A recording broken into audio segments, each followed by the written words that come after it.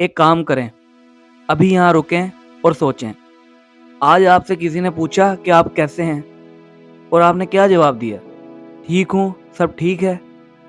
लेकिन क्या वाकई में सब ठीक था, या बस ये जवाब इतना ऑटोमेट हो चुका है कि सोचे बगैर भी निकल जाता है?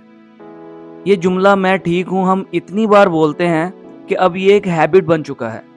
कोई पूछे तो फौरन मुंह से ये निकल जाता है। बॉस पूछे, दोस्त पूछे, हत्ता के घर वाले भी पूछे, हर बार एक ही जवाब आता है कि मैं ठीक हूँ। लेकिन ये हैबिट आई कहाँ से? हम ये हैबिट लेकर पैदा नहीं हुए थे, लेकिन कहीं ना कहीं से हमने सीखी है। सोचें वो वक्त जब आप छोटे थे, कभी रो दिए तो कहा गया कि इतनी छोटी सी बात पर रो रहे हो। कभी डर गए तो कहा गया डरते क्यों हो, मर्द बनो। कभी कोई तकलीफ बताई तो जवाब मिला सबके साथ ऐसा ही होता है, आगे बढ़ो। हर बार जब आपने अंदर की बात बाहर लाने की कोशिश की तो आपको सीरियस नहीं लिया गया। तो दिमाग ने एक ही डिसीजन लिया कि जो अंदर है वो बाहर लाने का कोई फायदा नहीं, बस ठीक हूं कह दो और आगे बढ़ो।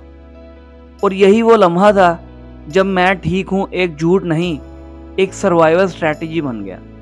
और ये स्ट्रैटेजी काम भी करती है, लेकिन सिर्फ थोड़े वक्त के लिए। क्योंकि जब आप बार बार अपनी फीलिंग्स को दबाते हैं, वो फीलिंग्स खत्म नहीं होती, वो सिर्फ अंदर चली जाती हैं। साइकोलॉजी में इसे इमोशनल सप्रेशन कहते हैं। और सप्रेशन का मतलब ये नहीं कि मसला हल हो गया, मतलब सिर्फ ये है कि मसला नजर आना बंद हो गया। फर्क समझें, आपने घर का कूड़ा उठाया और अलमारी में बंद कर दिया। बाहर से घर साफ लगता है, लेकिन कूड़ा वही है, और वक्त के साथ इसकी बदबू पूरे घर में फैल जाती है। इमोशंस भी ऐसे ही होते हैं। अब सोचें वो बदबू कैसे बाहर आती है। कभी रात को अचानक से नींद नहीं आती, जिसकी वजह भी हमें पता नहीं होती। कभी बहुत सी छोटी बात पर इतना गुस्सा आता है कि सिचुएशन के हिसाब से समझ से बालातर होता है। कभी पूरी रात सोकर उठें फिर भी थकावट महसूस होती है। कभी वो चीजें जो पहले बहुत अच्छी लगती थी, अब उसमें भी इंटरेस्ट नहीं रहता। आप डॉक्टर के पास जाते हैं, वो कहते हैं कि सब ठीक है, लेकिन आप ठीक नहीं होते। क्यों? क्योंकि बॉडी उस बात को बाहर निकालने की कोशिश कर रही है जो आपने कभी नहीं की। ये आपकी जुबान नहीं बोल सकी तो बॉडी कैसे बोलेगी? और एक और बात, हम में से बहुत से लोगों को यह सिखाया गया है कि मजबूत इंसान वो होता है जो कभी नहीं टूटता, जो हमेशा ठीक रहता है, जो कभी कमजोर नहीं दिखता। लेकिन ये सोच बहुत बड़ा स्कैम है, और इस स्कैम ने बहुत से लोगों को अंदर से तोड़ दिया है। इसलिए नहीं कि वो कमजोर थे, बल्कि इसलिए कि उन्होंने माना ही नहीं कि उन्हें हेल्प की जरूरत है। असल मजबूती ये नहीं कि आप कभी नहीं टूटते, बल्कि असल मजबूती ये है कि जब आप टूटें, आप उसे तस्लीम कर सकें, आप उसे मान सकें। क्योंकि जो तस्लीम नहीं करता वो ठीक भी नहीं हो सकता।